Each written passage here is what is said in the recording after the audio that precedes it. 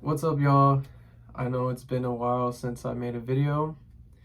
I have been really focused on other things. Um, I haven't really had the content to create so far. Like, things have been coming to me, like ideas for videos for this channel have been coming to me, like, very little by little. Like, I'll get one little idea here, and then I'll say, well, what else can I add to the video? And like lately, I've just been focused on school, and I also do film. So I've been writing my own film. It'll be my first official short film that'll actually be releasing on my other channel. I have another channel where I put out creative content like my music, because I make music as well, and music videos and things like that. And I will leave that channel in the description if you want to check that out. But yeah, today I got 10 tips for overcoming pornography addiction. Let's just jump right into it. So the first tip I have, and these are in no particular order, is to pray. Now, I'll put a picture up of like something I actually recently came across of like how to pray, because I guess I never really knew how to pray, but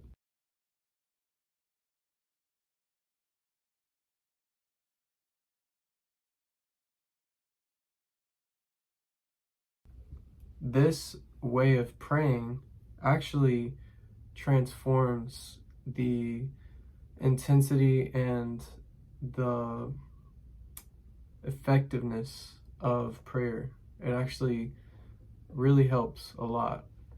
And so the first thing to do is you want to praise, right? So you want to thank God for everything that you have. And gratitude is actually a very important tool in life, like just in general.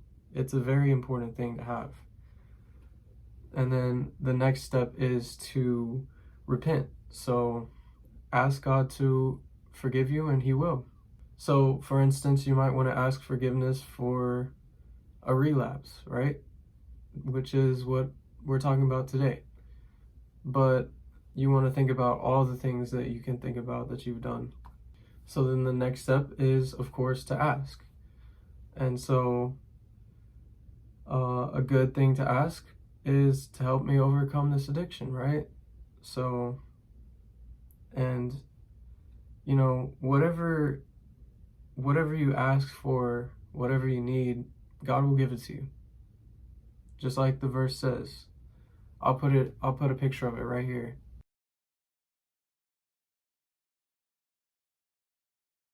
So after that, the final step is to yield, right? So, you know, leave it all in God's hands. It's God's will. God will be done, not mine, right? And remember, God always knows what you need before you ask, and he knows better than we do. So just be humble and remember that. So let's move on to tip number 2. And that is tell someone, right? So I would say, yes, it is nerve-wracking, and you might be a little bit anxious and embarrassed to tell someone, but in the long run, it will help you. It will definitely help you, because you might find out that this person actually also is struggling with the same thing you are.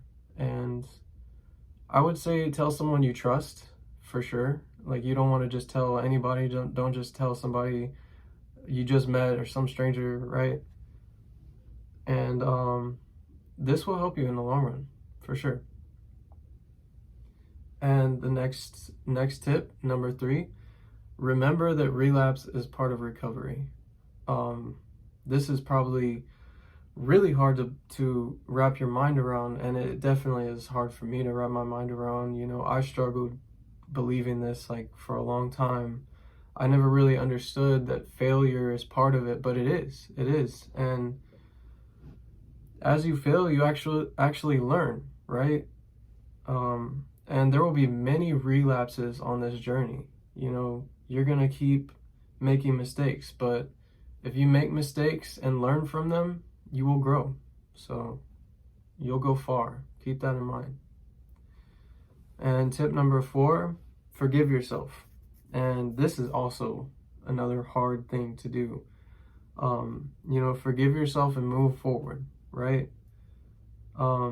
After you relapse, it's important to be kind to yourself and encourage yourself to keep going. Remember, you're not alone. You're not alone in this struggle. There's so many people dealing with this addiction. It's a very common thing. But you're so much stronger than you think you are, right? That is something someone told me, and it stuck with me because it is true. We are so much stronger than we think we are. We're so capable. So there's this book by Jordan Peterson that I would suggest you read if you're into that. If you want to read this book, you can. It's called 12 Rules for Life: An Antidote to Chaos by Jordan Peterson.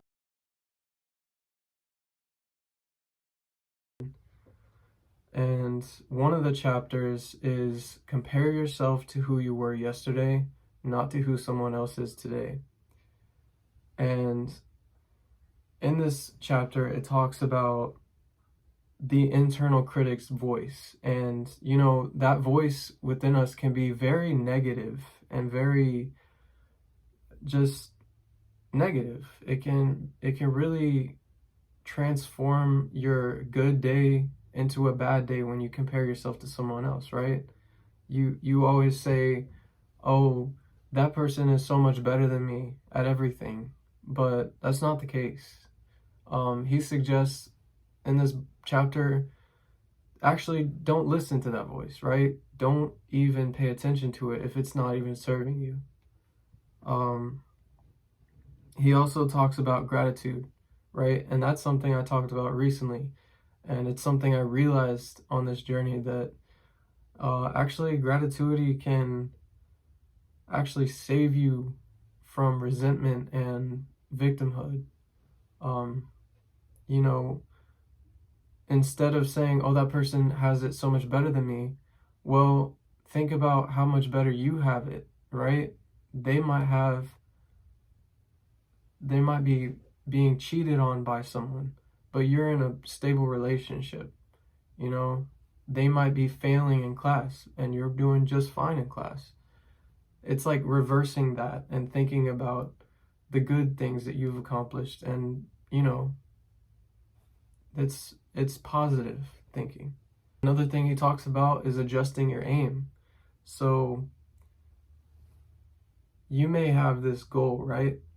The goal of quitting, and it may seem unattainable and it may seem impossible almost, but he talks about compound interest, which is really interesting, where if you adjust your aim to something more attainable and like a small goal, just something simple, like today I will put my phone away and not use it for the rest of the night. Not even look at it, to look at the time, not even to text someone, nothing. That's your goal. It's a small goal, but it's attainable. And so the idea is that if you do that the next day, and the next day, and the next day, over time, by a year or so, your life will be completely different. You will actually be more capable of quitting compared to how you were last year or the day before that, just yesterday. And also what stuck with me is that, you know, we all have something that we enjoy, that we see as a reward, like ice cream, for instance, or a cup of coffee. Um, that might be a reward. So when you set these goals, you want to reward yourself for achieving them. That's something he talked about, and it's something that I actually overlooked. I overlooked that a lot in my life. I always kind of saw it as, oh, I don't deserve anything. I don't deserve a reward. But you do. You do deserve, it may feel like a little bit dumb. It may feel a little bit stupid for rewarding yourself for doing something. But in the long run, that will help you a lot. So let's move on to the next tip, which is tip number 5. And I'm looking at my notes, so that's why I'm looking down. If I ever am looking down, that's why. The next tip is to use blockades. And I know that people will say, oh, this is controversial. Like, I don't want to use blockades. I want to use my own willpower to overcome it. I understand that. I understand. So if you're one of those people, then don't worry about it. This is probably an optional tip, I would say. But what I did is I actually went on my settings on my phone and I closed my eyes and I typed in the password, and then I don't know what the password is. So my phone is essentially on lockdown mode. Like, my phone is locked. So if you want to take that idea from me, go ahead and do that. And let's move on to tip number 6, which is distract yourself. So practice a hobby, go for a walk, go to the gym, or journal your thoughts down, or your emotions. Write down how you feel. This can definitely help for sure. It will take your mind off of the relapse. It will take your mind off of any sort of emotions like loneliness that you may be feeling. Like, go talk to a friend, hang out with your friends, right? And actually going to the gym releases some of the similar neurotransmitters as if you were to relapse, right? So that's something to keep in mind, that it's almost like you can replace it with working out, because that will work. It will. And now going on to tip number 7, read some books. So I have a picture that I'll put up of the kind of books that I recommend, that I actually learned a lot from in this journey.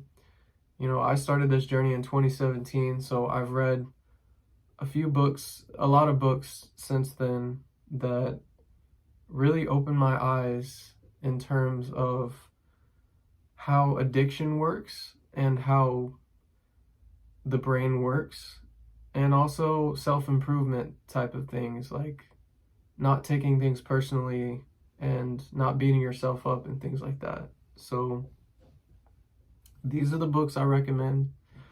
Check them out for sure.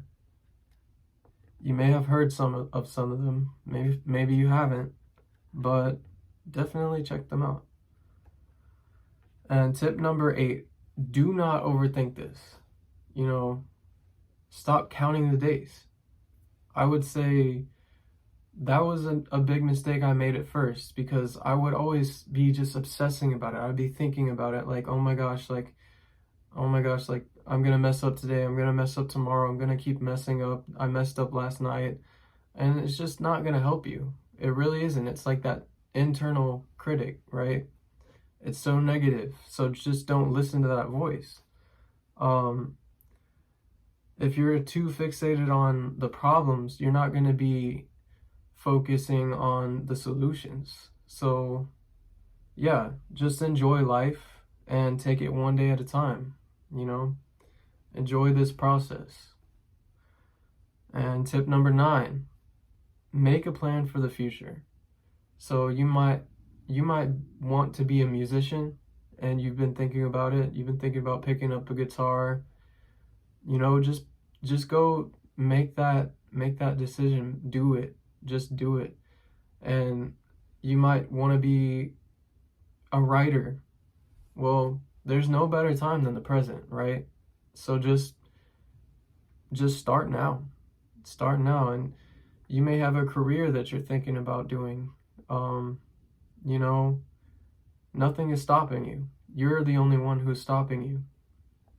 Don't let this addiction get in the way, right? Now, tip number 10, socialize more. Now, this may seem simple, but think about it. When you're alone and you're going through the emotion of loneliness, those are the times when you relapse the most. So if you spend more time with people and with your friends, it will diminish that need to relapse. You won't feel the need to relapse because that emotion of loneliness is fulfilled. So, and also it just ties in with everything. Everything here, every tip here really builds off of the next one. And if you practice all these tips, you will see improvements. I have implemented these things in my life, and over the course of however long it's been since 2017, this journey, these are things I've learned. These are things that I have tried and tested, and they have worked for me. So if you have any other ideas, go ahead and feel free to add them in the comments, or if you have any critiques, like if you feel like, oh, that's not a good tip, tell me. I'm all free for the discussion. We can talk about it in the comments. Thank you for watching. If you haven't, check out my other videos, and y'all have a good day. Bye.